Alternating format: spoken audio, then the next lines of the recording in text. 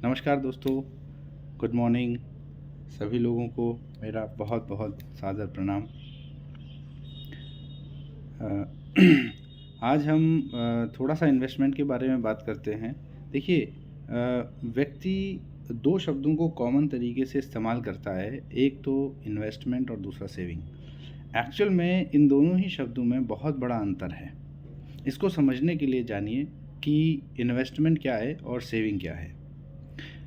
Investment हमेशा profit कमाने के लिए किया जाता है और सेविंग आपकी अर्निंग से बचा हुआ पैसा, उसे आप तो इन्वेस्टमेंट बहुत इम्पॉर्टेंट है अगर इन्फ्लेशन को बीट करना है। इन्फ्लेशन मतलब महंगाई दर।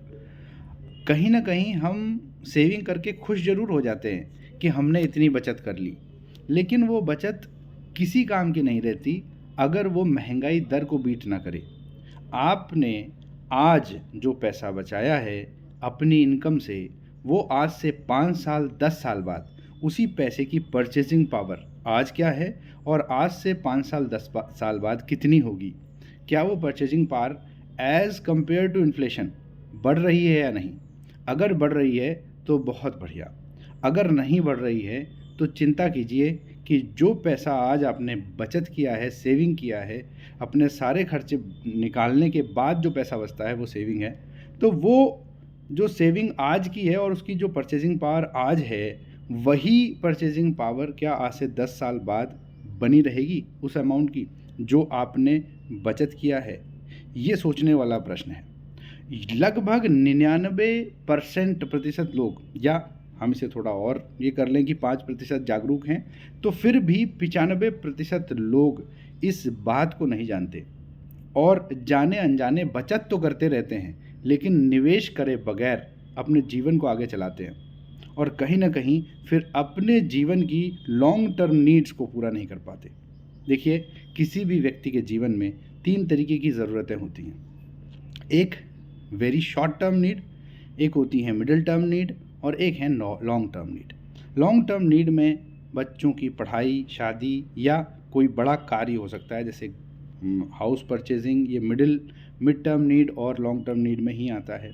फाइनेंस की टर्म में हम देखेंगे तो जो शॉर्ट टर्म नीड हैं वो रोज़मर्रा की हो सकती हैं या 3 तिमाही हो सकती हैं, जैसे बच्चों के स्कूल की फ़ीस हो सकती है या आपके घर का खर्चा हो सकता है, किचन का खर्चा हो सकता है। तो ये बहुत इम्पॉर्टेंट है ये समझना, ये जानना कि हमारी नीड कौन सी है और उसको कैसे हम बीट करेंगे। तो आप जो बचत करते हैं उससे आप अपनी शॉर्ट टर्म नीड तो बहुत अच्छे से पूरा कर सकते हैं, लेकिन कहीं ना कहीं mid term need, middle term need या लॉन्ग टर्म नीड की अगर हम बात करें तो उस पैसे की जो आज बचत किया है उसकी परचेजिंग पावर वो उतनी नहीं हो पाती तब, तो जिसके कारण हमारा बचत किया हुआ पैसा वो कहीं ना कहीं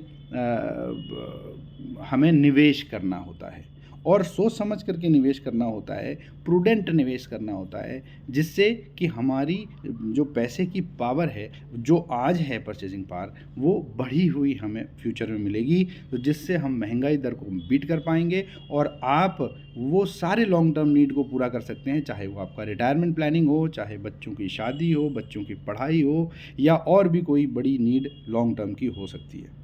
देखिए, ये भी बड़ी बड़ी अच्छी, देखिए नेचर है। नेचर ने अगर हम बात करें तो कोई एक पेड़, आप आम का पेड़ आज लगाएं तो तुरंत फल नहीं देगा, उसके लिए भी सालों इंतज़ार करना पड़ेगा, उसकी निराई गुड़ाई सिंचाई सब करनी पड़ेगी। उसी तरीके से लॉन्ग टर्म नीड के लिए भी इन्वेस्टमेंट बहुत ज़रूरी है।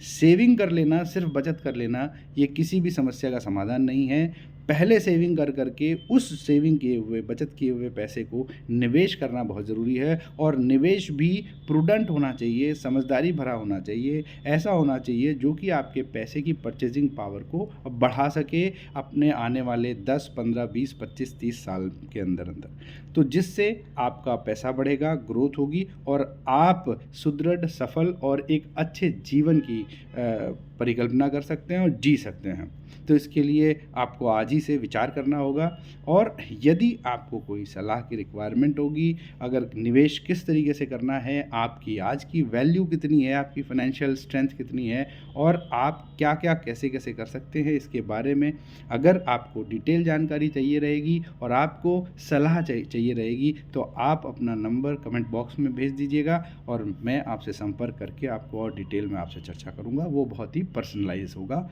और वो सिर्फ़ आपके और मेरे बीच होगा। तब तक के लिए बहुत बहुत धन्यवाद। जय Hind. Thank you so much.